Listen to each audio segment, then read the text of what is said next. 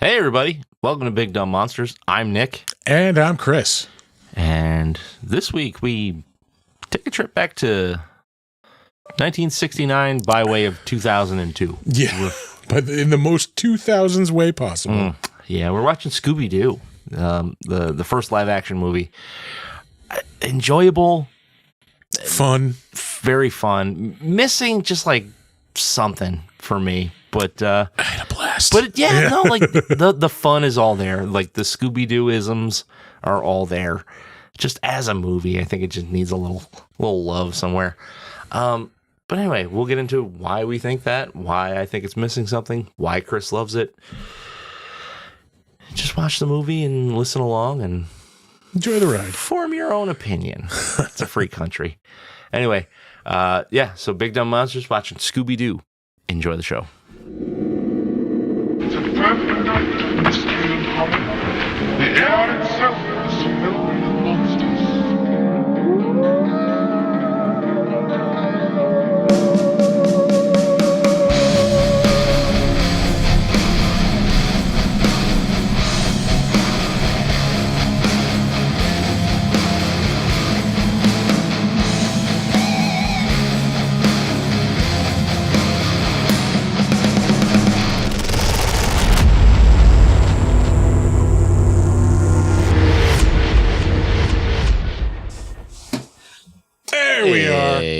We've done it again. Yes, on our own, like adults. Yep. Here we go again, on our own. We are once again Sans producer. It's okay. Art's out. Getting trained on. He's getting trains run on him or whatever. Yeah. But you know what? I don't think we're going to need a lot of help with this one because this is a fucking banger of a movie. It is and it isn't. I see. I think like when I first saw this movie, I was so disappointed. I think I was so hyped up. Watching it yesterday though, like fucking, this is a goddamn joy. Yeah. Like I absolutely loved. Like I appreciated it a lot more. I appreciated the humor a lot more. Like I don't know. I think I just wasn't because like I probably. The year 2000, like, was probably way more into watching, like, animated Scooby-Doo and, like, was expecting something. Yeah. We're watching Scooby-Doo, by the way. Yeah. Hey, fighting with friends. Well. Hello. What's going on? Yeah, we're just talking Scooby-Doo. We're hanging out. What up, fam? Yeah, no Arthur, unfortunately. Yeah. But we're, I have two major gripes with this movie. Okay? Go for it. One... The storyline is a jumbled ass mess. Yes, but I think I appreciated it more this time as like your typical Scooby-Doo episode. Scooby-Doo has a very structured story. Very structured. But we do get the things. We get like the fucking story of them like getting there. Like you get the scene with the elaborate like, contraption like setup like that goes wrong, and then like it eventually fucking pays off though. Like it has those base elements that you want in a Scooby-Doo episode. But no, I'm not saying the puzzle pieces aren't there. Yeah. They just like they don't line up right. And there's an actual supernatural element to this. Like, yes, I hate that. Yeah. That I was thinking about yesterday. The demons are like the one thing that isn't like Scooby-Doo because it is an actual like demon or whatever. Scooby-Doo, like, all right, here we go. You pull back the layers of Scooby-Doo, right? In an episode of Scooby-Doo, and the solution is always that there is someone behind it. Like, there's not ghosts. There's guy in a not mask. monsters. There's a guy in a mask. You have somebody to place your blame on. Yeah. If you actually add a supernatural element, that means that there are things that are out of your control. And like, that's like a key element of Scooby-Doo is that like, no matter how buck wild and crazy it is, you can ground it in reality that it was a guy in a mask. Yeah. It's just an elaborate scam. Yeah. And to lose that, I think loses a big piece of Scooby-Doo. Yeah, I can see. That is like a big thing. If it was enough for me to notice it watching it, like, it's fucking. But I think everything else is here, like more so now as I'm watching it than I did like when I originally watched it. Like, I got a lot more of the jokes. Yeah, like a lot of the like the adult humor in it. Yeah. But I don't know that I loved it. I enjoyed the movie. Like, let me put this out here. Like, I enjoy watching this movie. Blast watching this yesterday. Like, the sequel is far better. Is it really? Yes. I do remember like people shitting on the sequel, and then when I finally saw this. Yeah, like, when I finally saw it, I'm like, this was fucking great. And like, I don't think I've seen it since it first came out. Yeah. But I remember it had more of like the classic monsters in it. Like, yes. Yeah. That felt more like an episode of Scooby-Doo. Yeah. Where this is like something inspired by episodes of Scooby-Doo. The tropical setting is like a little off. But a little bit, but they've done stuff like that, you know, like. Yeah. Also, I think like they really like marketed this not to kids so much, but as kids who grew up on Scooby-Doo who were now like in college. Like, this is hey guys, show Scooby-Doo to your kids too. Yeah. Because this movie is 2000s as fuck. It really is. Yeah. Like, and it shows itself like in like the best way possible. But, you know, like when we were talking about Texas Chainsaw Massacre and that being a product of its times in like a really negative way. Yeah. Like, it doesn't really matter with this. Yeah. It very much is a product of its time. So like, actually, like, again, I had a thought watching it yesterday. Like, if you didn't grow up in that time era, like, you would think everybody's just dressed exaggeratedly. Yeah. Like, with way too many colors and like. Yeah, it is real life, dog. No, that's how it was, man. Yeah. Actually, it's a little unrealistic because there are people with only one popped collar. Yeah. Do you remember the guys who would wear two polo shirts and pop both collars? Oh, yeah. Yeah, the douchebaggery was rampant. With the like the Titleist visors and whatever. It's just fucking puka shells and Axe body spray everywhere. Like, oh, God. I like even I love the 2000s for a lot of things. Fashion was not one of them. Fashion, music, as evidenced by Sugar Ray. Sugar Ray. If this movie couldn't get any more 2000s. This was what, 2002? Yeah. Sugar Ray was already played out by then. Yeah, that was like 98, like 99. Yeah. Oh man. Yeah. I don't understand some of the choices that were made in this movie, but I appreciate a lot of the choices that were made in this movie. The cast is great. I like, for the time that this came out, I don't think they could have picked a better set of actors. Yeah, no, if everybody gels really well, like, I mean, fucking Matthew Lillard nails Shaggy so much though that like I think he's still playing Shaggy like voice wise since 2010. I think he has just been the voice of Shaggy. Yeah. I mean, Freddy Prinze Jr. Like I don't really care. Mm. He's a good Fred. Could they have done better on that casting? Maybe. I don't know. But it also like. But who could they have picked in that era? Yeah. I mean, like. That's what I'm trying to think. Yeah. Linda Cardellini is fucking awesome as Velma. Yeah. She gets that like kind of nasally thing. She's the right stature for it. Yeah. Like they needed somebody like short and like unassuming. And Sarah Michelle Gellar, however you pronounce it. Yeah. Great. I appreciated the Daphne jokes a lot more when I was watching it yesterday. Like, all the jokes about her being useless and like just getting captured all the time. Yep. Fucking until like she kicks ass at the end. Yeah. Oh, man, I would love a Mystery Machine van. Yeah. That would be that would either get vandalized or stolen. Like it really would. You just bring it to car shows. That's all. Yeah. Another gripe is the Scooby CGI is okay.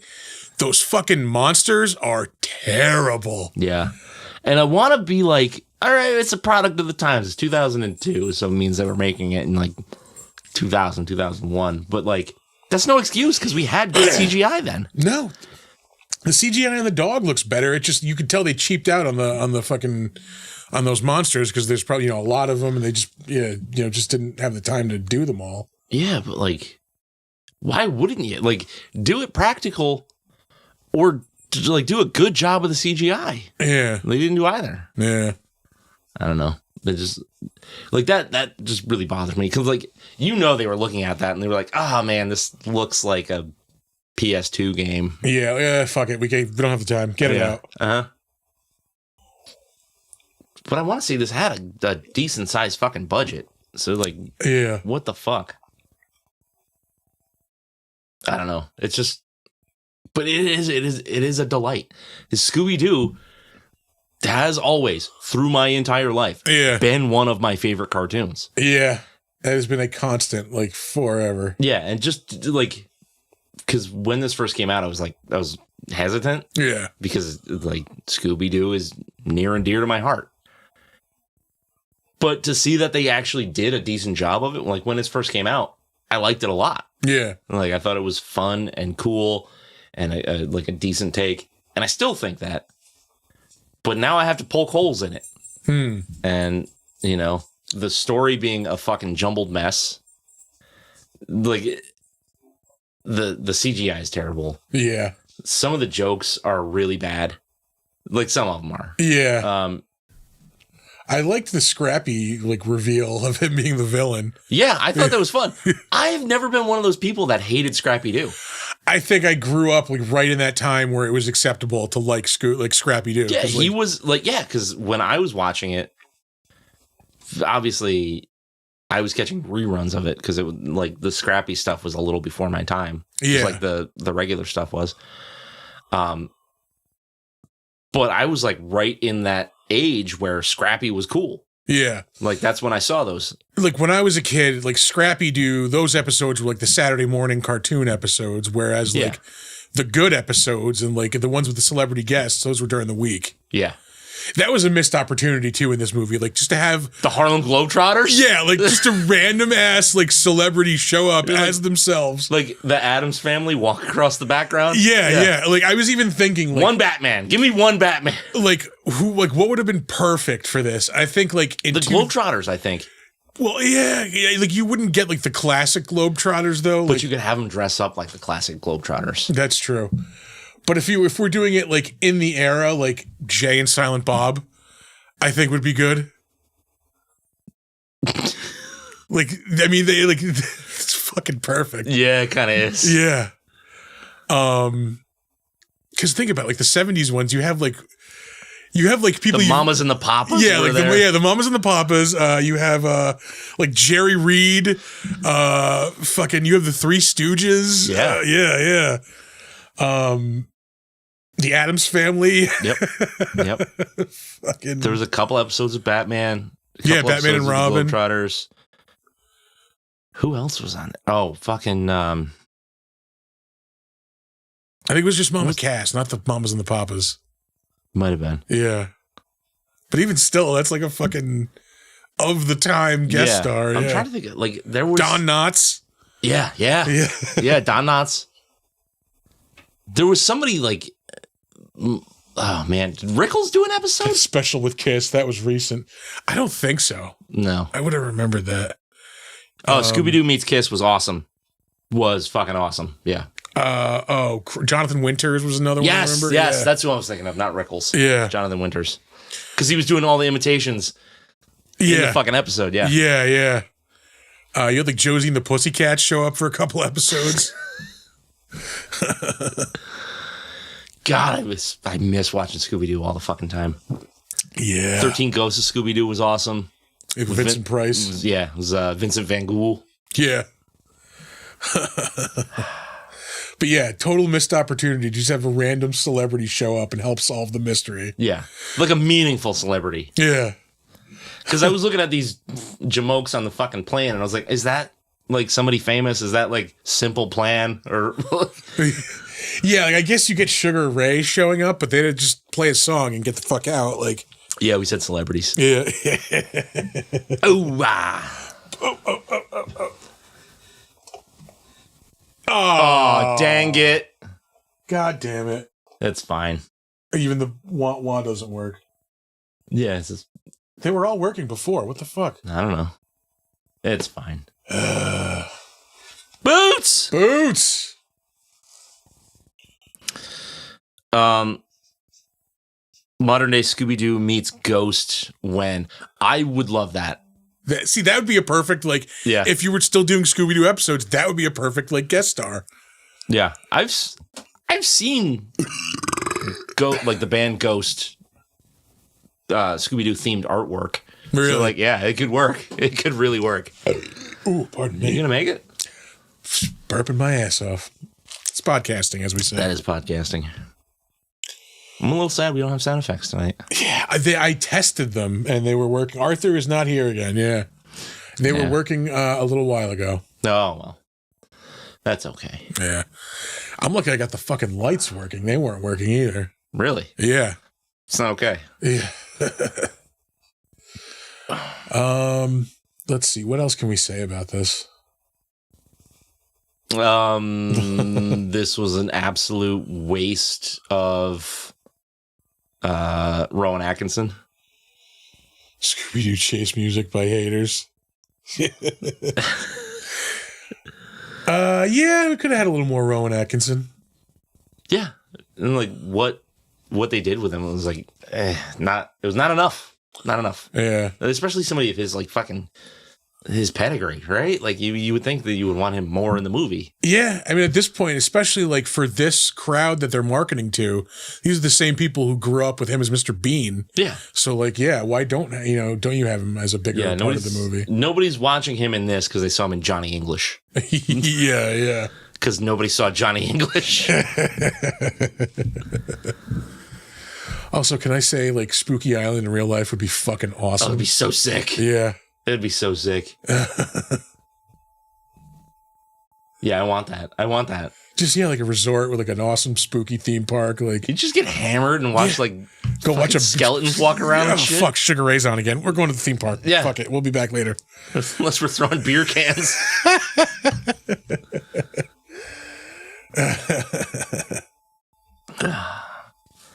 And also Ghost is not Scooby-Doo chase music. It is close, but they are spooky ABBA is what they are. Spooky ABBA. Yeah. Those freaking Swedes, man. Yeah. Can I once again just express my love for Linda Cardellini? Satanic ABBA. All right, we'll give you that much. Yeah. Again, why is Rowan Atkinson dressed so weird? No. It was 2000s. Yeah, it was 2002. You could wear a sparkly blazer and get away with it. That's true. Like, there weren't a lot of red herring characters in this. Also, is this a new chatter? Yeah. How's it going? Thanks for joining us. Yeah. Yeah, like I said, like a lot of the puzzle pieces were here, but it was just jumbled. And I think because they had to do like a lot of rewrites and reshoots and shit like that. I do remember this movie like going through some troubles getting made. Yeah. Yeah. It's just like nothing really like lines up the way I need it to for it to be like, this is Scooby-Doo. Because it doesn't have like, it just doesn't have the flow of the cartoon. It's got like the spirit and all the elements, but it's just too all over the place. Yeah. I don't know. You ready to throw some ratings down? Yeah, we can throw some ratings on this. Okay. I'll go first.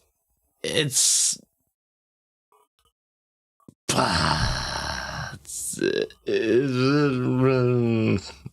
really difficult. Like this is really I can difficult. Imagine. Yeah. My you heart, want me to go first? My heart wants to go high, but like if I'm looking at this in a critical view, yeah, it's like a 6.5. God damn. All right. And like it kills me to do that. I think I'm gonna have to go 2 scale on this just to get around that. 2 okay. Movie. Yeah. 6.5. Horror movie, like little kid who loves Scooby-Doo. It's an 8. Yeah. That's what I was gonna give it, was an 8. Yeah.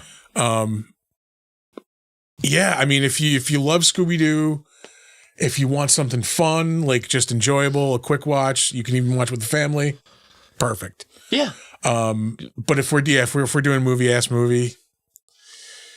yeah, like 6.5. Yeah. No, and like I don't want to get it twisted because like this is great for kids. It's great. Like my kids loved it. I like it. And it's a thing that like you watch this and then maybe sit down and watch the cartoon together. You know? Like it's that gateway because like the Scooby-Doo cartoons, like the old shit, it doesn't look good. It doesn't look modern. It's all the hand-drawn shit, and like some kids are gonna say like, oh, this is old, I don't want to watch it. But you can watch a live action movie and then it opens the door. Yeah. And like it's perfect for that. I'm almost thinking like, I don't know if I would want this though. This is like a set piece, like set in the 70s or the 60s. Oh, like if this was set in the 60s, I think it would lose some of its like universal appeal. Yeah, maybe. Yeah. I honestly don't think it would work. That's like surprising to think, but I don't think it would as a set piece. Yeah. I think it does work like this. Yeah. I think I'd like to see them try. Yeah. That'd be cool. And then you can get some of those like get some modern actors to portray some of those old guests. Yeah. Like, that'd be fun. Oh, God. Just trying to think of, like, comedians who could show up as, like, fucking 70s guest stars. Like, oh, yeah, it'd be great. Yeah. It'd be so good. Yeah, that would be fun. Yeah. All right. I think we're ready to move on to some trivia. All right, let's do the trivia.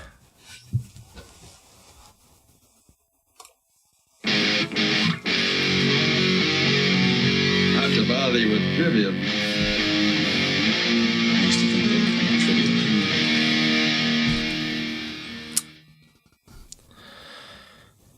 There was a dumb joke, this one right here, that made me laugh. Melvin Dew. Do? Is there a Mr. Dew here? Melvin Dew? Yeah. And they bring it back later? Yeah. You mean Melvin Dew? So stupid, but yeah, it made it's me dumb laugh. fun. It's dumb fun. All it needs to be.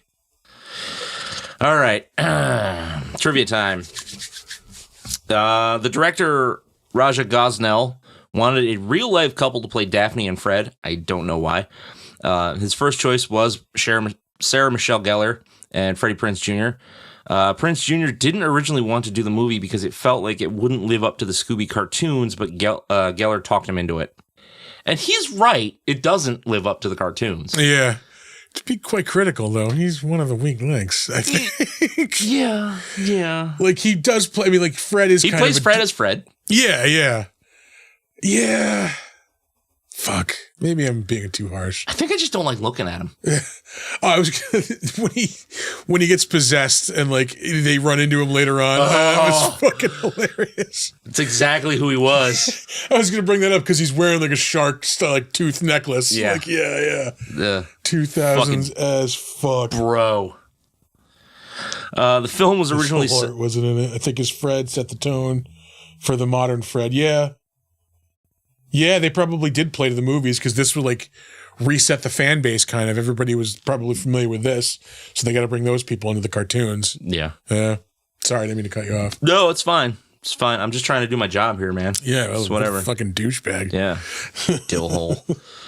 This film was originally set to have a much darker tone, essentially poking fun at the older cartoons, and was set for a PG-13 rating. Shaggy was set to be a stoner, Velma and Daphne had a side relationship, and there were many marijuana references. According to Sarah Michelle Gellar, after the cast had signed on, there were changes in the film, became more family-friendly. However, by 2017, James Gunn confirmed that the original cut of the film got an R rating and had to use CGI to cover cleavage. Yes, James Gunn wrote this movie. Yeah. I did not know that until yesterday. Oh, no shit. Yeah.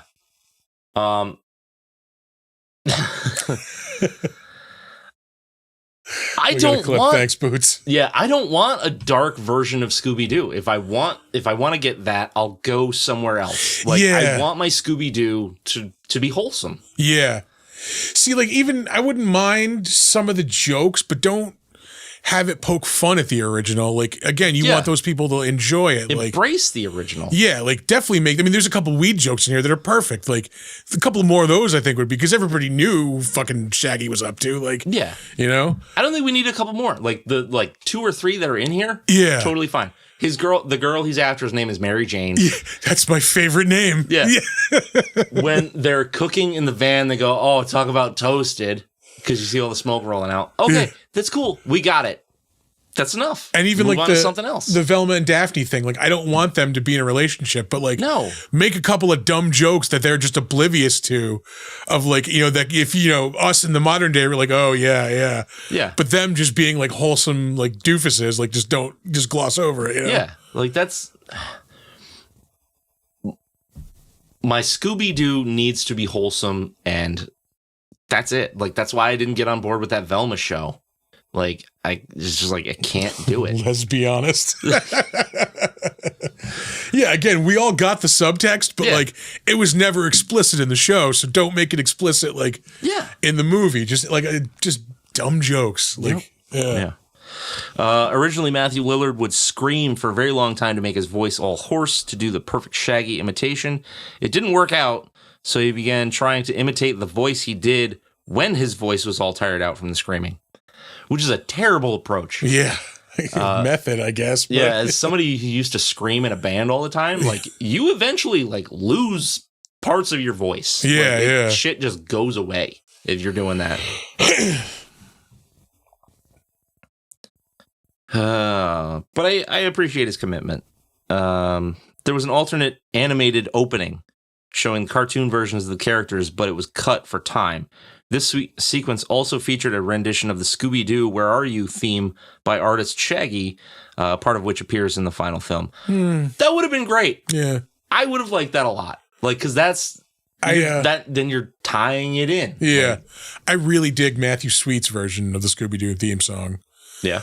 He did it for the Saturday Morning Cartoons Greatest Hits album. Mm-hmm. And I could not find it. It's not available, like... on Apple. It's not available on Instagram for like clips. I wonder if they ran into like licensing issues with it. Yeah, on Apple Music, there's only like 4 or 5 songs available out of the whole album. Really? Yeah, so it's probably licensing rights. Yeah, it's ownership shit. Yeah, bummer. Which is a bummer because that's a fucking great album.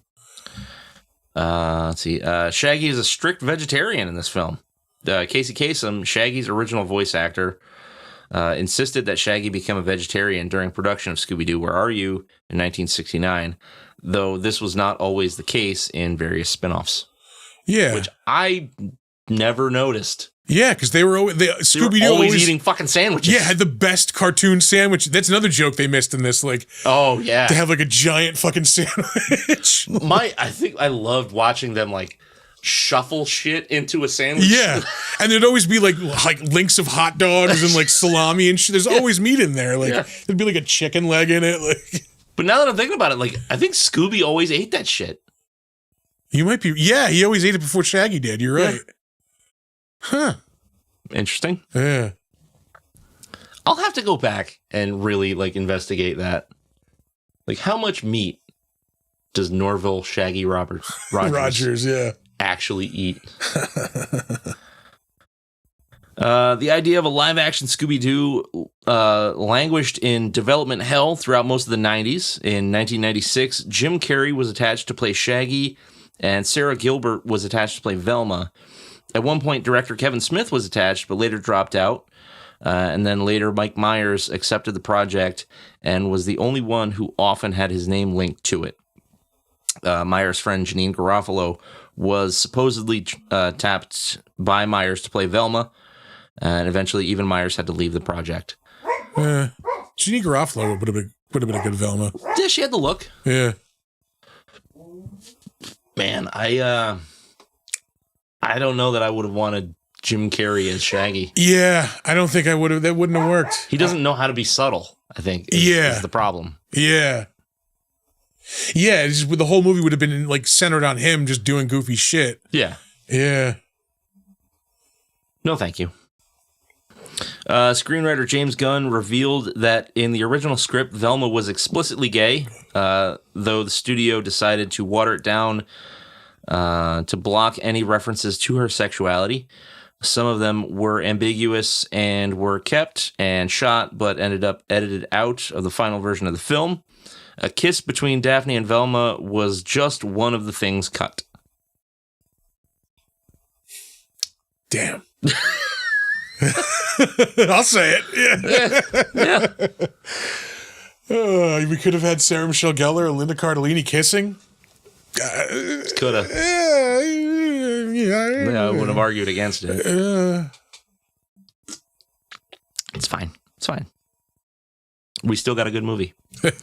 Tim Burton was offered to direct this in the 1990s with the promise of having a complete creative control, but he would eventually pass on the project, which, yeah, good. Good. There's just so much stylistically that Tim Burton would do and to make, I mean, probably a fine film, but just not. It looks Burton-y enough as it is. Like, any more would have been over the top. Yeah. I don't like a Tim Burton version of this, I don't think. Yeah. Full-size stand-in puppet of Scooby was built by Jim Henson's Creature Shop for the film, but it ultimately went unused and Scooby became CG instead. I would have liked to see a practical Scoob. Yeah.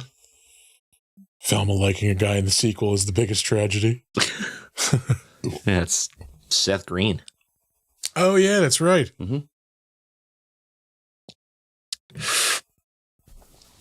All right. Two more trivia facts. Right? All right. This beer is going down slow. What the fuck? Yeah. Scrappy wasn't supposed to appear in the movie at all, not even being ditched by Scooby and the gang as a part of the backstory, though James Gunn's original draft does have the U.S. Coast Guard threaten to put Scooby to sleep, with Shaggy adding, like what happened to Scrappy. The main villain was instead supposed to be Old Man Smithers, the Luna Ghost from the beginning of the movie, living up to his vow of revenge. This is why the Luna Ghost shadow is so prominent in the posters, home releases, and promo materials. Which is the Scooby-Doo thing to do. Yeah. Yeah, that would have been way better. I did like the look of that ghost in the beginning, too. That, like, the Luna Ghost? Yeah. That was really sick. All right, one more trivia fact here. James Gunn later apologized for making Scrappy the villain of the film, especially upon realizing there were actual fans of the character. Yeah, I remember everybody hating Scrappy. I didn't. But, like, I didn't have, like, a sounding board, right? Like, I watched old cartoons when new cartoons were on. Yeah, you know what I mean? So, like, people I was talking to didn't give a shit. That is it for trivia. And surprise, surprise, we have some 1-star ratings. That's right. Yep. Let's hear them. We're going to do some 1-star reviews. And if you have a name suggestion for this segment, where I go through IMDb, find 1-star reviews that are funny, and put them in here, let us hear it. All right, the title of this review is Scooby Does Not. Forget the hype. This movie stinks. It doesn't know which audience to play for 3-year-olds or adults. It stinks. It stinks. It also doesn't know whether it should be campy or cartoonish. It's a jumbled mess that only did well because of the very large and very expensive marketing. If you want something to keep the kids busy, spend the money on a new toy and watch the cartoon. My rating, 1. Horrible despite hype. I think a lot of the box office cash in that this got was like, this was one of the few movies that had the Harry Potter trailer ahead of it. Oh, yeah. Yeah. So apparently there were reports of people like buying a ticket to see this movie, just to see Harry watching Potter. the trailer and leaving. That's like when the Phantom Menace trailer came out, people would do that. Yeah. Yeah. Okay. More doo-doo than Scooby, more crappy than Scrappy. I love these titles. The original Scooby-Doo cartoons were silly and predictable, but had a certain charm and color which endeared them to a generation of kids. No argument there. Literally no argument. A later series added Scrappy, who was the most irritating cartoon character before the intentionally irritating Poochie in The Simpsons. Yeah. Scrappy's contribution to the shocker is him pointlessly urinating on Thelma. Peanut Daphne. Yeah. Obviously, no one house trained him. At which point, this tiresome character is dropped out of the Mystery Machine. They do get he was supposed to be annoying, right? Yeah, I guess not. Yeah. I guess not. Let's see. Don't worry, there's plenty more tiresome characters where he came from. Extremely juvenile comedy with a lot of knowing postmodern irony topped off with over-the-top CGI monsters. The original poorly drawn Whoa, back up, motherfucker. The original was not a poorly drawn cartoon. Yeah. Eat my whole ass. The original poorly drawn cartoon looks positively sublime and subtle by comparison. Avoid. I don't like that person. No. Like you no, can they suck. Hate this movie? Yeah. Do not disparage my Scooby-Doo. Let's see. The title of this one is I Don't Like This Film, Not at All.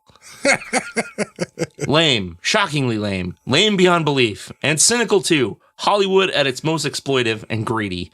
The original cartoons were no great shakes. Why is everybody coming for the fucking king? God damn. But this really lowers the bar for TV nostalgia cash-ins. And to think that Rowan Atkinson used to be funny. Jesus. That's harsh. Fucking pissed this dude off. Yeah. Jesus. Here's our last 1-star review. MST3K would have a field day. I'm going to ruin the plot here for you. What am I talking about? There's no plot. In fact, there's no humor, no drama, and absolutely no reason for this film's existence except to drive revenues to the studios. Bro, are you coming to Scooby-Doo for drama? Right. Yeah. Right. From Scrappy-Doo urinating all over Daphne to Scooby and Shaggy having a farting competition. Which we just saw. It was fucking awesome. Yeah. I chuckled a lot. It was dumb, but it was funny. Oh, yeah. Dog do really is funny for 4-year-olds. Not. So they dropped a not in there, all capitals.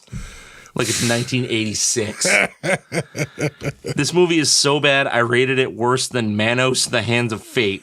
No. Which I had to be tied down to a chair with toothpicks affixed to my eyes to watch. Be afraid.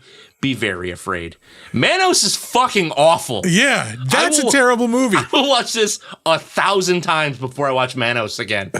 Snarky motherfucker. Fucking haters. I like that scene too, where they all pose as the fucking mannequins in the display. Yeah, I mean that's classic Deuce stuff, you know. Like, that's right out of the cartoon.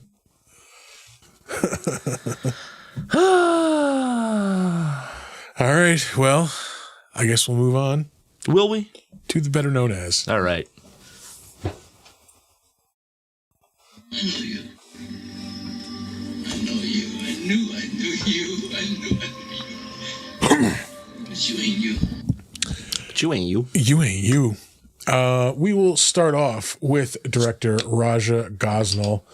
This dude seemed to be like the safe family movie director for a while. Yeah. He still has stuff coming up. Never heard of much. Yeah. The last like big notable things he did were the Smurfs and the Smurfs 2. It was 2011 and 2013. Beverly Hills Chihuahua in 2008. Gross. Yours, Mine, and Ours. I vaguely remember that title. That was 2005. He did both of the Scooby-Doo movies. Monsters Unleashed was in 2004. Yeah. It was only 2 years after that? Fuck. I thought it was a little bit longer. No. He also directed Martin Lawrence's Big Mama's House. And he also directed Never Been Kissed with Drew Barrymore. His first movie was Home Alone 3 in 1997. Has Never Been Kissed. He stayed like here's high level movies. He's just here. He's like, mediocre, like the high mediocre range. Movies you've heard of but probably don't like. Yeah. Never Been Kissed is his highest rated one at 6.0. Josie Grossy. Up next, Matthew Lillard, who we have discussed before. Yep. He was in 13 Ghosts, which is also an awesome movie. He's in a lot of awesome movies. Yeah. He is in stuff coming up still. The sequel to Five Nights at Freddy's, which I did not enjoy, as everybody else seems to have. I didn't see it. It's not good. It's not good. He is in the next Scream movie, so that's probably a spoiler of some sorts. He is apparently in Daredevil Born Again. Oh. Looks like next season. Oh, okay. 2026. Still doing the voice of Shaggy. He did it in that Multiverses game. Yeah. Anytime you see Shaggy, it's him. Yeah. Teen Titans Go. He was Shaggy there. He showed up in that shortly lived True Lies TV series. Was that as bad as I think it was? It was pretty bad. I did watch it, but it was pretty horrible. I don't think I finished it. He was in the Scream reboot a couple of years back, 2022. Uncredited though.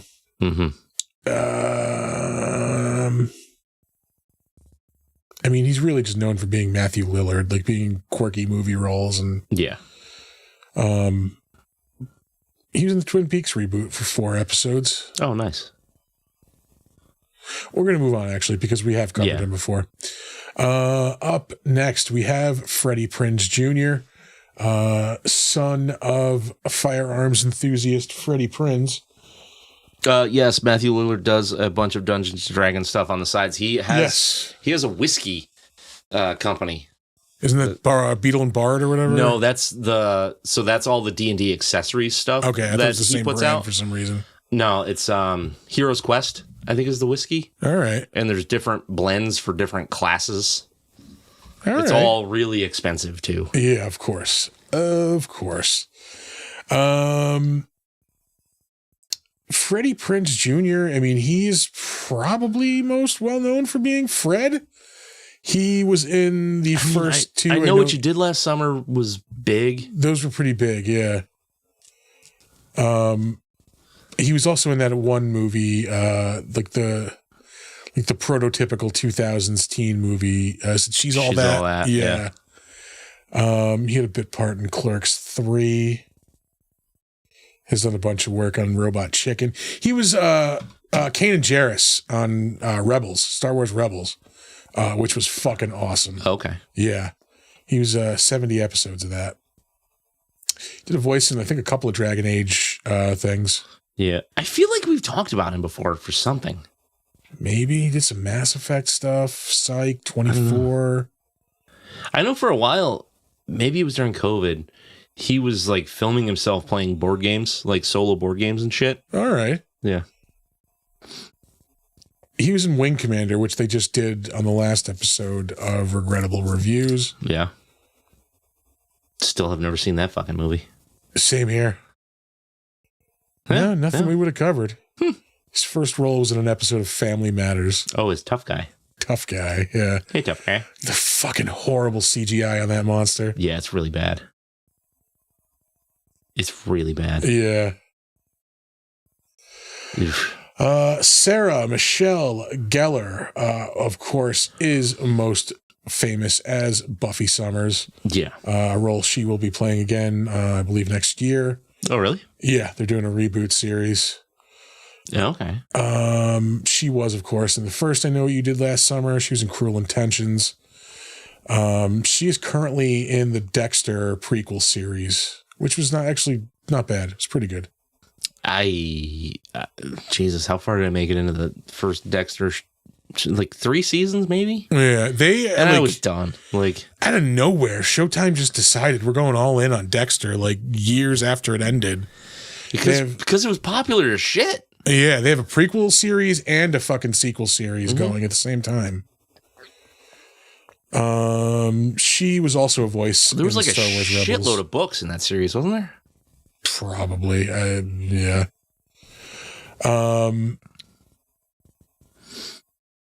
Anything else worth mentioning? She was April O'Neil in one of the TMNT reboots. I think it was the CGI one before the Michael Bay reboots and before the TMNT. Nickelodeon. Yeah, it was. Yeah, and it was actually good. Yeah, I do remember it being pretty decent. That was the animated one.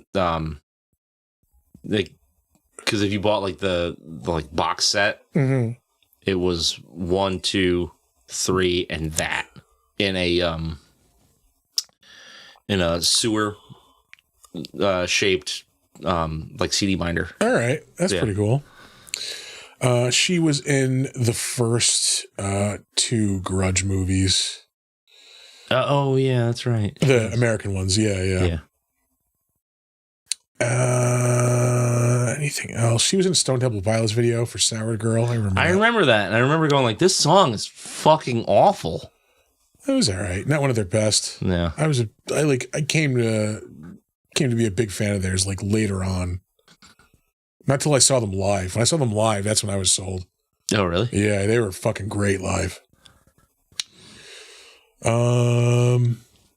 Anything else worth mentioning? She's All That as well. She's a voice in Small Soldiers, like the Barbie ripoff. She was in Scream 2. And that's probably the only last thing worth mentioning. Burger King commercials when she was a kid. Up next, Linda Cardellini. Probably most well-known mainstream-wise as being Hawkeye's wife in the MCU. Other than that, I mean, Freaks and Geeks, that was a really, really good show, but tragically was canceled after 1 season. Yeah, it's like the definition of a cult show. Yeah, it was really fucking good. It was just announced recently she's going to be playing Pamela Voorhees in the Crystal Lake series. I'm still really hesitant about that. Yeah, I don't know. I would like something new Friday the 13th, and her being in it is a sign of quality, I hope. But it's been 12 years? Yeah. 15 years? Wait a minute. TJ, what's up? She was banned from McDonald's for the BK commercials. Oh, TJ says hydrate. Yeah, when was the Friday the 13th? It was like 2010, I think, wasn't it? Oh, you know what? I think it was 2009 even. Oh, yeah, it's been a long time. I think it was 2009. That sucks. It's been 16 years without a new Friday the 13th movie? Yeah. That's unheard of. That's got to be good. That better be fucking good. She was a voice in an episode of Creature Commandos, which, again, was fucking awesome. I have all 6 issues of the Des Malchin series. Was it just a 6-issue run? What's that? Just a 6-issue run? Yeah, it was a miniseries. Okay. Is it sick? It was pretty good. Yeah. I haven't read the last one yet, but I accidentally, because I thought I had put them down in order, so I just picked one up and started reading it, and then like I just realized I read number 5. Lost. Yeah, I wasn't. Yeah. She is a voice in Guardians of the Galaxy 3 in a scene that will rip your fucking heart out. Go goody. Yeah. I mean, those movies are good for like one, like gut-wrenching scene per movie, at movie. least. Yeah. Oh yeah, that one is probably the worst out of them all. Yeah. I don't know that I saw the third one. It's really good. Yeah. 7.9. So says IMDb. She was in the Hawkeye series, the MCU movies, Curse of La Llorona. That was not good. Yeah. I wanted that to be at least like a fun horror movie. It's just like, ugh. So mid. She was in The Founder, the McDonald's movie. I immediately had to get McDonald's after I watched that movie. Oh, yeah. I was just like, I need a fucking cheeseburger right now. She was in 9 episodes of Mad Men. I tried watching that and like I just never got into it. Same. I think I got like halfway through the first season, maybe 3/4. I think I got like through an episode or two and like she has also voiced Velma and like animated stuff too. None of this one, but I know in other stuff. Lollipop Chainsaw. A lot of people who work with James Gunn have been in like the Lollipop Chainsaw game. I wonder if he had something to do with that then. He wrote it. Well, that would do it then. Yeah. Oh, Kill the Irishman. Have you watched that yet? You probably haven't, right? No. I do want to see that. It keeps popping up. Like, dude, it's fucking sick. All right, I'll check it out. Yeah. Well worth your time. Fred with the fucking necklace. Oh, God. Keeping it real. Ugh. The fucking purple aviators. She was in Grandma's Boy, which is a fucking great movie. I started watching that the other night. It was on TV. I was watching it. Yeah. Fuck you guys.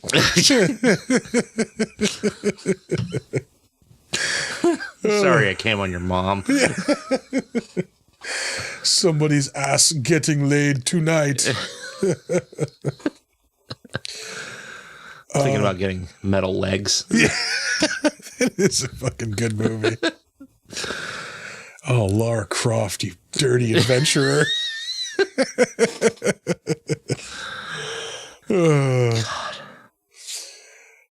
She was in Legally Blonde as well.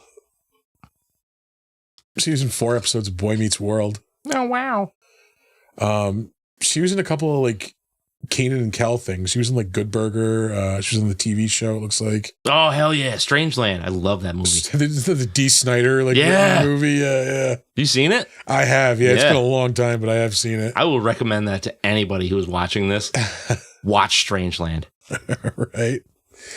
It's D. Snyder just being unhinged and writing a weirdo detective movie. Like, it's just fucking good. Up next, we have Rowan Atkinson, comedy legend. He has been playing Mr. Bean, I think, for like 35 years. It's got to be more than that. It might be more than that. I was looking in the fucking credits and like they start around 90 or 91, but that really, yeah, I thought for sure it was in the, because I could have sworn Mr. Bean came out. It looks 80s as shit. When I was in the 4th grade, and that was 1988. Yeah.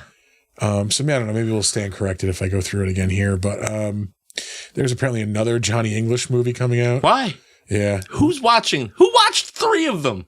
I didn't know there was a 3rd one. They're doing another Mr. Bean, it looks like, TV series, Old Bean. Mm-hmm. This blew my mind. There's apparently been a Mr. Bean animated series for the past 23 years. Yeah, 132 episodes. Oh. I didn't know that Mr. Bean did more than like make noises and laugh. Like, Mr. Bean doesn't have dialogue, right? I think, like, if I remember correctly, when he did, it was like an exaggerated, like, weird voice, like something like that. Yeah. He was in that fucking Wonka movie where the word "bussy" gets used in a children's movie. Song, right? Yeah. No, it wasn't a song. It was just like in a fucking in dialogue. Somebody says "bussies" in a children's movie. They were talking about the gas station. Yeah. You know, with the nuggets and the beer. Aside from being Mr. Bean, I mean, he shows up in a lot of things, like here and there. Yeah, the fucking crazy part is like he'll show up in something and then everybody just goes, "Oh, Mr. Bean." Yeah. He was Mondavarius in this. I think Rat Race might have been the first thing I saw him in that he wasn't Mr. Bean. Yeah, I worked at the movies when that came out.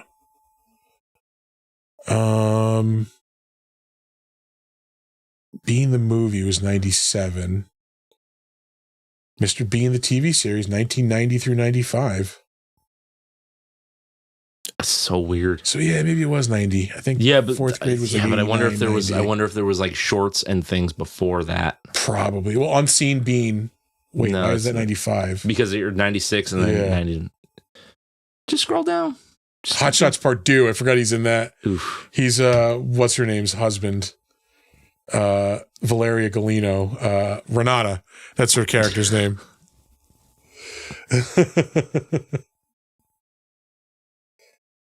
Mr. Bean, 1991, 91. Well, 1990. we're in 1990 now. So if you see Mr. Bean beyond that, you know. I think it's 1990. I could have sworn it was earlier than that. God damn. Oh, a lot of Blackadder. Yeah, he was in all the Blackadder stuff in the 80s and I think into the 90s. Anything else worth mentioning? Probably not, because we're pretty far back. Seriously fucking doubt it. Yeah. Moving on, Isla Fisher plays Mary Jane in this. She's most well known as probably being Sacha Baron Cohen's wife. I can't think of any. I mean, like she was in Wedding Crashers, which was pretty big. Yeah. She was like the crazy one, right? Yeah. The one that Vince Vaughn hooks up with. Yeah. Other than that, she was in an episode of Curb Your Enthusiasm. She was in the lesser season of Arrested Development, the fourth one. I'm sorry, TJ. I didn't know that he was Blackadder. I've never seen it. Yeah, same here.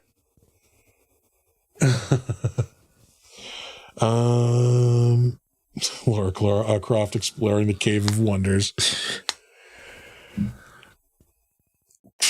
What, like, really, what is she? She was in those Now You See Me movies. I remember the first one being good. I remember the second one sucking. Rise of the Guardians. She was Tooth. Okay. She was in the That Great movie's Gatsby fucking dope. remake in 2013. I never saw that one. You didn't see Rise of the Guardians? Oh, that's the one with all like the holiday, like Santa Claus, Easter Bunny, Tooth Fairy, I have Sandman. seen that. That was pretty good. It's so good. Alec Baldwin is fucking gnarly, jacked Santa, she was a voice in Rango, which was amazing. Burke and Hare.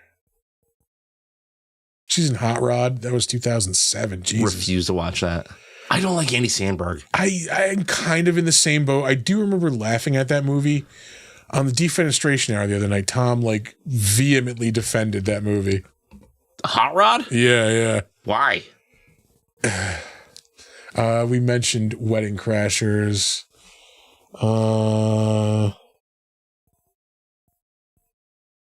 He was also in some Fry and Laurie stuff too, it looks like.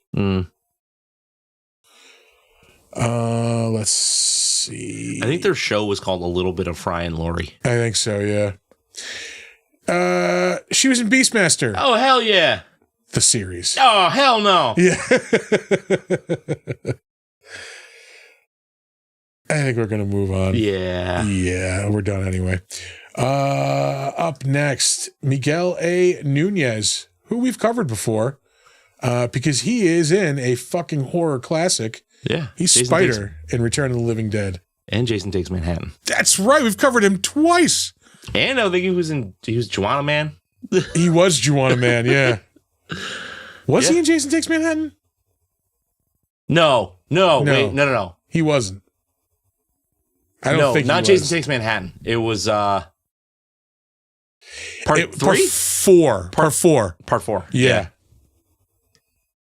Also, I was going through Goddamn this. enchiladas. I've never heard of this movie, The Griddle House, but it sounds like a place that makes amazing pancakes. Oh, fuck yeah. Yeah. You guys want to go to the Griddle House? Oh, I will never answer that with a no. Yeah. They're making that bacon again, right? Oh, yeah, they are. Oh, yeah, we're in. We're in. Smell it from here. Yeah. The fuck are we talking about? Oh, Miguel Nunez. Yeah, we mentioned. We've talked about him twice already. Yeah, so we're moving on. Up next, Stephen Grives. I think the only reason I saved him for two reasons. He was Ngu Tuana. He was the red herring villain in this, who ended up not being the villain. He was the guy he was involved. Yeah. He just wasn't the head honcho. Yeah. He was in Highlander 2, The Quickening. And he was also in Nightmare on Elm Street, The Dream Child. You're just going to glance over the third Crocodile Dundee movie? I plan to, yeah. Yeah. He was the evil Baron in Crocodile Dundee in Los Angeles. I also worked in the theater when that was out. I'm shocked that hit theaters. Yeah. I can confirm it did. It was there for 2 weeks, maybe. Yeah. Actually, no, it was there for a while. It just played in the small theater for a couple of weeks. Right, and then what was it? The Son of Crocodile Dundee was the fourth one? No, I think there was the kid in the third one, I think. Oh, okay. He was in The Wizard, too, in 1989. Hell yeah. Yeah, with Fred Savage. That was the movie that introduced the world to Mario Brothers 3. That's the movie that introduced the world to the art of taking advantage of your brother's handicap. Of your autistic brother, yeah. That and Rain Man. Yeah. Which one came first? Rain Man, I think, was 88, and The Wizard was 89. It's just The Wizard with Hey, The Wizard's just Rain Man with Nintendo, yeah. It is. Instead of fucking cards. Yeah. Holy shit, I just realized that. We learned something today. Nintendo Power Glove. Yeah, I had that piece of shit. Half the buttons didn't fucking work on it. It didn't work. All right, we're going to move on from there. Up next, Mark McGrath. He was in Sugar Ray. We're moving right along. Oh, shit. Yeah, I say Andrew, I noticed him. He's the cave thug. The big dude in the cave. I'm like, holy shit.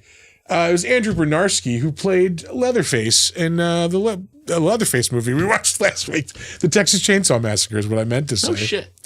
I would have interviewed him at Saratoga last year. Yeah, that was a bummer. Yeah.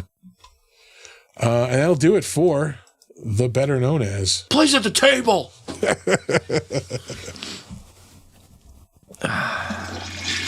We are into the crapshoot. Very purple tonight. Ooh. Yeah, that is very purple. That's fine. I didn't notice that until just now. Yeah. Like I said, the lights were acting up this week. If you used it right, it was like Zelda was giving you a handy.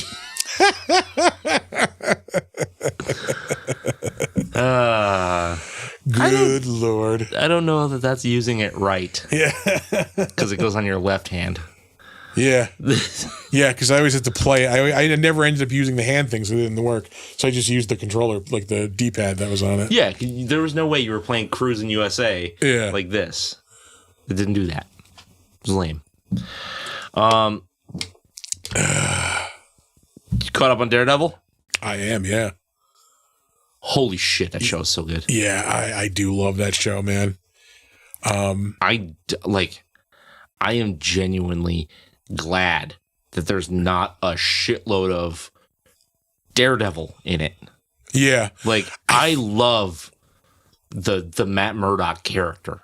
Yeah, they're really exploring Matt Murdock as opposed to just having, throwing Daredevil at you. Yeah, which is great because they would do that in the comics from time to time. You would get Matt Murdock's whole life is a fucking tragedy. Let me show you how. Yeah.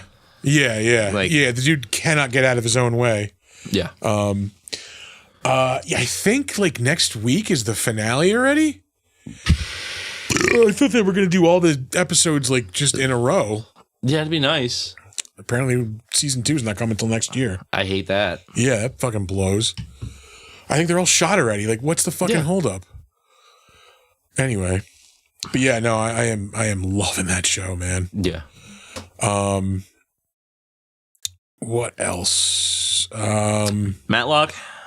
I am caught up on Matlock. I think I have real good.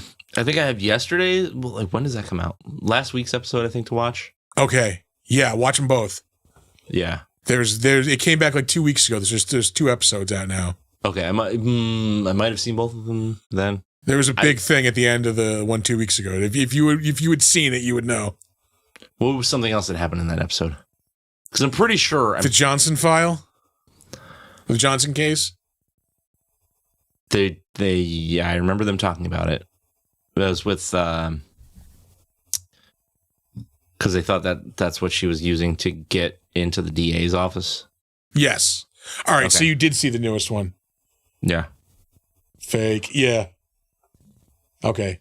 So it sounds like you are caught up. Okay. I didn't want to drop that spoiler if you weren't. Yeah. Yeah. No, yeah, this week's pretty good because it picks up right after that. Okay. Monique and I have been watching a preposterous amount of Love After Lockup. Like ex-cons finding love. It's people in prison. So, like, there's people on the outside, and they go to these, like, date an inmate kind of websites and shit. And then they, like, build these relationships. So the show will introduce, like, the person on the outside, and then they'll talk about, like, how they met the person on the inside. And then, like, them getting out of prison and starting their romantic lives together. AKA when shit starts to go bad. I have never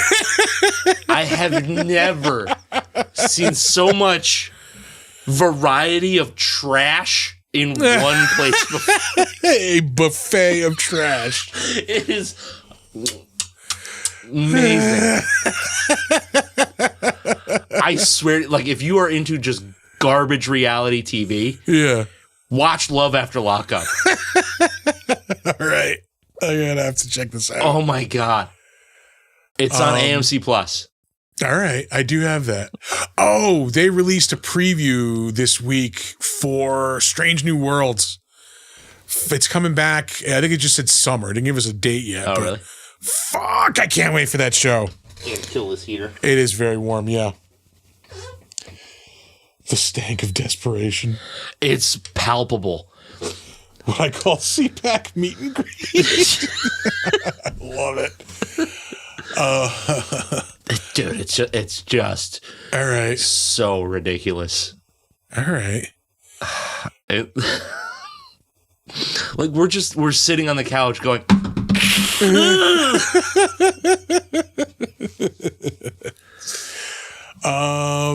I read the newest Absolute DC comic book this week, Absolute Green Lantern. Yeah. Fuck yeah, man, on that one. Yeah. The only one that really hasn't blown my mind was The Flash. Yeah. Like, I really, like, that one kind of, like, underwhelmed me, but hopefully it gets better. I mentioned I really like the Martian Manhunter one. That one's fucking really good. Yeah.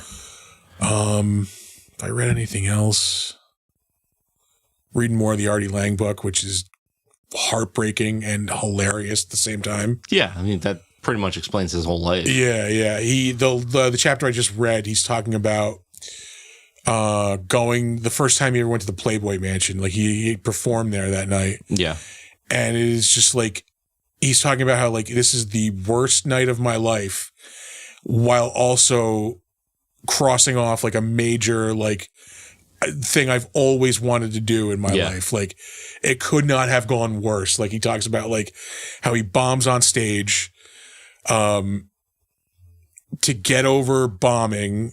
While he was on stage bombing, he splits his pants. So he's now like trying to hide the fact that his ass is just out at this party at the Playboy Mansion. His assistant like ends up like going off and getting high with Sarah Silverman and is like completely useless for the rest of the fucking night. Yeah. So like he needs him to get pants. Like he can't do that. He needs him to get a drink. Like he fucks that up. Like, it's just fucking like one thing after another. He ends up getting a bunch of pills. goes to a porta potty to do them.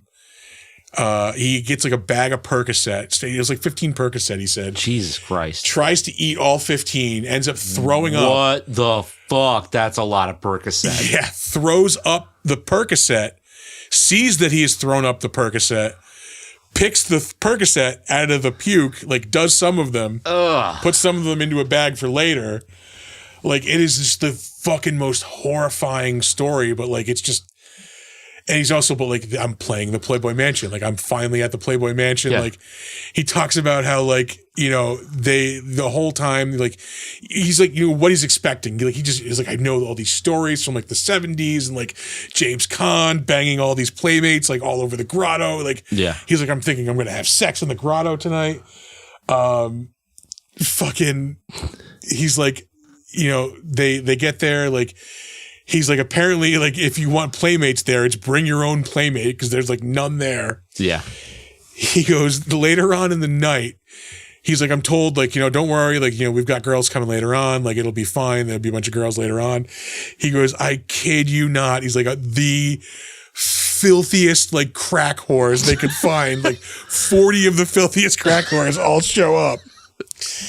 And he's like, he's just talking about how, like, you know, again, he's like, in my whole life, like, I've wanted to play the Playboy Mansion. Yeah. And now I'm sitting next to the grotto watching, like, a $20 hooker blow 3 jerk off executives, like, by the pool. Like, yeah, it's a wild book, but I really love it. Oh, man, what the fuck else? I almost started watching The Pit. I really want to watch that. Yeah, you do. You really do. It was it'll tear your fucking heart out. Apparently, it was written as a sequel to ER, but they couldn't get the Crichton family to clear, you know, give them the rights to it. Oh, really? So they just like changed like a few details, and like it's still the same show. Yeah. So they're getting sued over it now. Yeah. Oh, really? Yeah. No, they literally. It's all they did was just change it from Chicago to Pittsburgh, and like change Noah Wiley's name. Other than that, it's just a hospital drama. This is what ER was. Yeah. Yeah. But so is General Hospital. But I don't think anything's going to come of that because like none of their like property is in there. Yeah. It's just a show about people working in a hospital. Yeah. But I keep hearing nothing but like amazing fucking reviews. It's so good. It's so good. Yeah, no, I'll definitely start checking that out. Yep.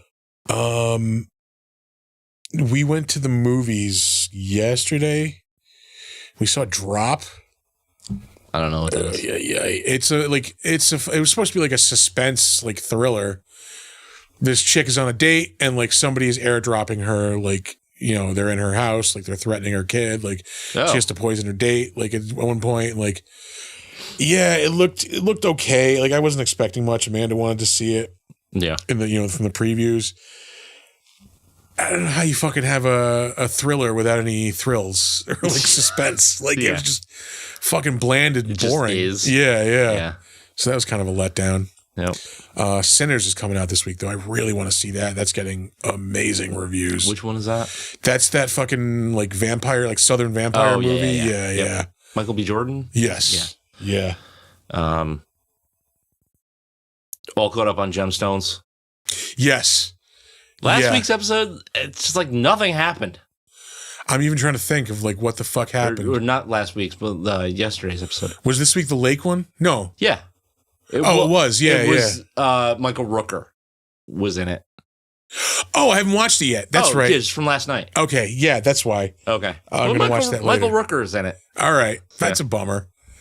I mean, not that he's in it. It's like a filler episode. Yeah, it's because it's probably just to introduce his character. Oh, I do love Michael Rooker. I do too. Yeah. They have a really great way of introducing like one new character every season. Yeah. And it's usually pretty fucking dynamite. Yeah. You know, like the shit they did with Eric Roberts. Eric Roberts, was so good. Yep. Daddy! Oh, man. I'm trying to think of anything else. I went to me and Monique went to the Saratoga tattoo. Oh, I saw that. You got a new tattoo. Yeah. It's pretty fucking dope. Under this forbidden fucking Capri Sun. What the fuck is that? So this is like a second skin. All right. What the hell do they call it? It's just basically a big clear bandage. Tegaderm? Thank you.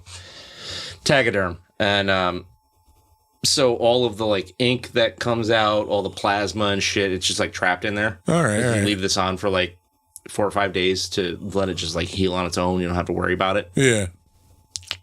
It's really nice. But it collects all the shit that comes out of your arm. But yeah. So under that big sack of ink and plasma is a xenomorph in the classic pose of a sick-ass panther. I noticed that with the claws. Yeah. Yeah. I did notice that. Yeah. Like the tattoo panther, yep. Mm-hmm. That is pretty dope. I see. Yeah, that picture you sent was awesome. Yeah. I'm real happy with that. And she got the liquid luck potion from Harry Potter. Okay. Like on the back of her arm right here. Nice. I think she posted it on Facebook. Yeah, it came out really fucking nice too. Cool. Like the guy that did that did like a fantastic job.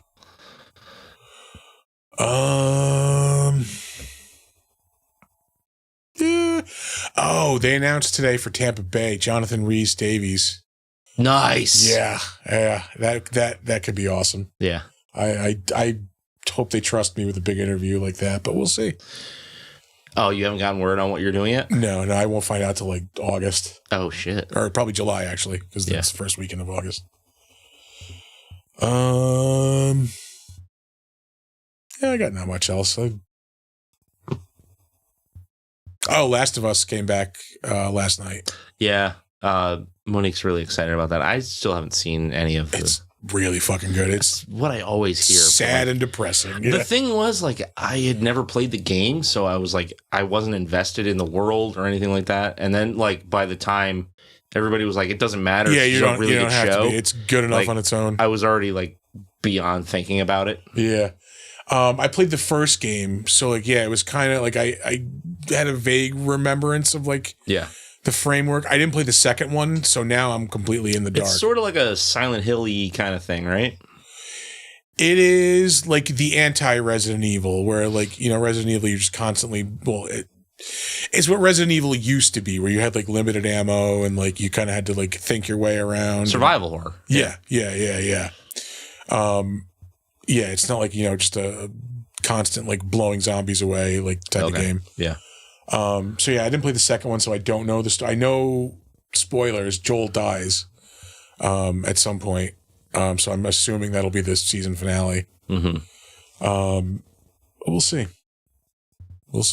We will. Yeah. Well, you will. Maybe I'll watch it. I don't know. Like, it depends what's going on. Like, if she wants to rewatch it, I'll watch it. But yeah, I think that's it. Like, it was pretty full crapshoot. Yeah. Yeah, if you didn't watch our Drunk and Disorderly the other night, check it out. Oh, yeah. It was very drunk and very disorderly. Was it? Yeah. Yeah, I didn't catch it. We went to Junior's first and had some drinks and some food there, and then came back here and attacked the beer fridge.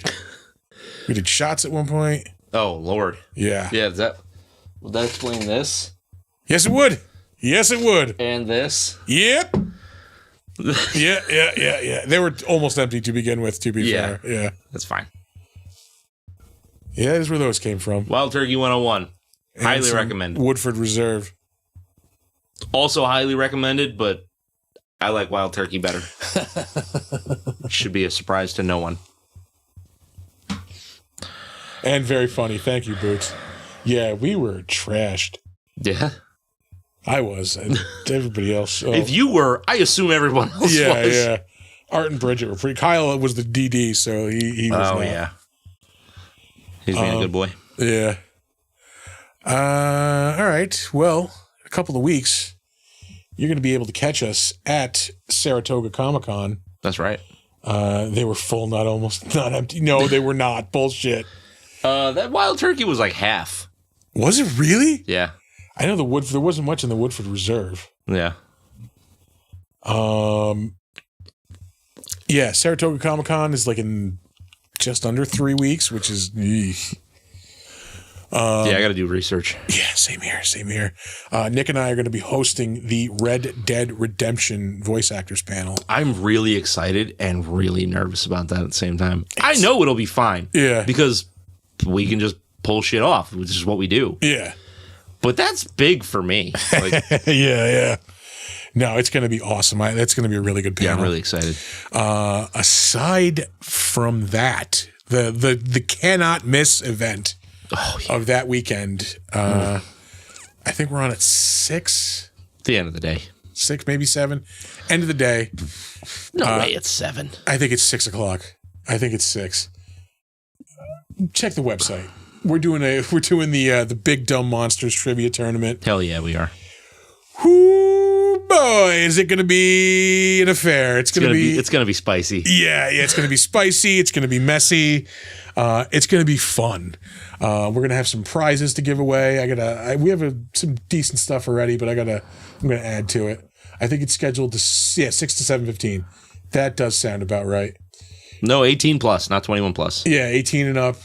Because we cuss a lot. Yeah. We probably should have asked for signups ahead of time. We're not that prepared. Nah. We probably still could. I bet you.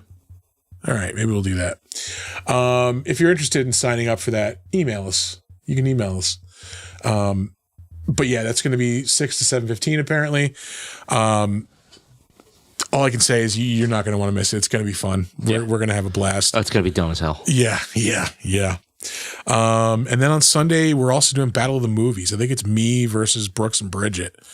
I think Assad has just resigned himself to the fact that he's just never going to beat me. Really? Yeah, he's just moderating, and it's going to be me versus the girls. Wow. Yeah. That is Sunday afternoon, probably at 1 or 2. I don't remember when exactly. Yeah, that's about when it normally is. Returning champion, hey Boots. Yeah.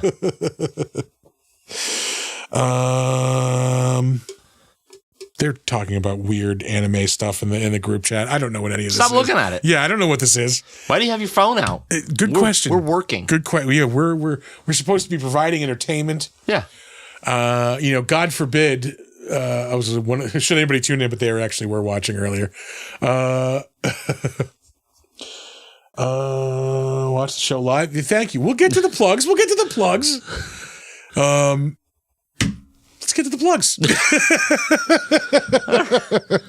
Here we go. Our website is www.bigdumbmonsters.com.